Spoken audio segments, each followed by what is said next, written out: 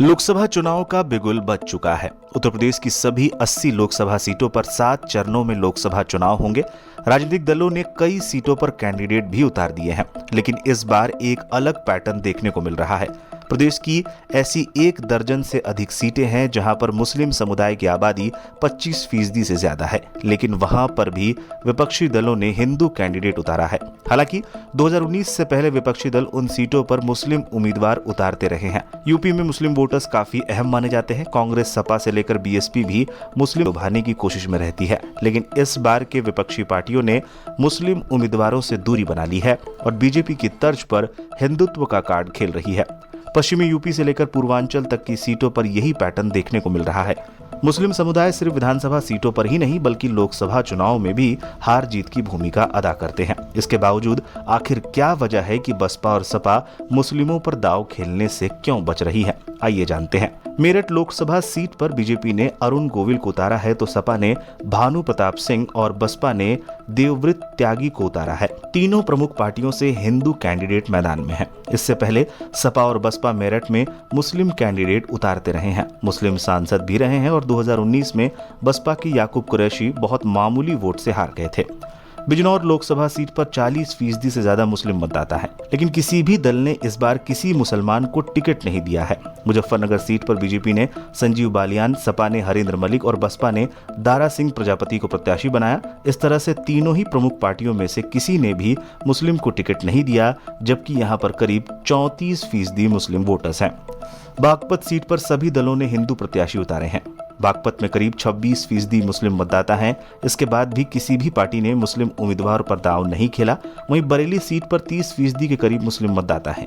BJP ने यहां से छत्रपाल गंगवार, सपा ने प्रवीण एरन को उम्मीदवार बनाया है, जबकि बसपा ने अभी अपने पत्ते नहीं खोले हैं। इसी तरह लखीमपुर खीरी सीट पर सपा और बसपा मुस्लिम के बजाय हिंदू प्रत्याशियों पर दांव खेला है।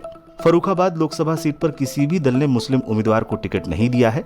श्रावस्ती लोकसभा सीट पर करीब 40% के करीब मुस्लिम वोटर हैं, लेकिन किसी भी दल ने कोई टिकट नहीं दिया। इसी तरह आजमगढ़ और फिरोजाबाद, लखनऊ, धौरहरा, प्रतापगढ़, सीतापुर और देवरिया सहित डुमरियागंज और सुल्तानपुर सीट पर मुस्लिम चुनाव लड़ रहे हैं। उत्तर प्रदेश में मुस्लिम वोटर 7 लोकसभा सीट पर 40% से भी ज्यादा हैं। 2019 में इन्हीं 7 में से 6 जगह पर मुस्लिम सांसद चुने गए थे। वहीं 2014 में एक भी मुस्लिम सांसद नहीं चुना गया था। आजादी के बाद पहली बार ये मौका था जब कोई भी मुस्लिम चुनाव नहीं जीत सका। मुस्लिम मतदाता लंबे समय तक उत्तर प्रदेश में किंगमेकर की भूमिका अदा करते रहे हैं, लेकिन वक्त की सियासत ने ऐसी करवट बदली कि राजनीति अल्पसंख्यक से हटकर बहुसंख्यक समुदाय के इर्द गिर्द समट गई है। यही वजह है कि बसपा से लेकर कांग्रेस और सपा तक किसी भी मुस्लिम कैंडिडेट पर दांव खेलने से बच रही है। जानकारों का कहना है कि पिछले 2 चुनावों में मात खाने के बाद विपक्ष को ये डर सता रहा है कि मुस्लिम बहुल सीटों पर मुस्लिम प्रत्याशी को उतारने से हिंदू वोटों के ध्रुवीकरण होगा, जिसका फायदा बीजेपी को मिल सकता है। इसलिए हिंदू कैंडिडेट देकर मुस्लिम के साथ हिंदू वोटों को भी साधे रखना चाहती है। शायद यही वजह है कि विपक्ष ने इस बार अपना पैटर्न बदला है। हालांकि कैराना लोकसभा सीट पर सपा ने इकरा हसन के रूप में मुस्लिम कैंडिडेट को उतारा है, तो सहारनपुर और अमरोहा सीट पर कांग्रेस और बसपा ने भी मुस्लिम प्रत्याशी बनाए हैं। मुरादाबाद, संभल और रामपुर लोकसभा सीट से सपा और बसपा ने मुस्लिम उम्मीदवार को उतारा है। बसपा ने यूपी की 7 लोकसभा सीट पर मुस्लिम प्रत्याशी उतारे हैं, जिनमें कन्नौज, आंवला और अंबेडकर नगर सीट शामिल है। सपा ने गाजीपुर से अफजाल अंसारी को टिकट दिया है।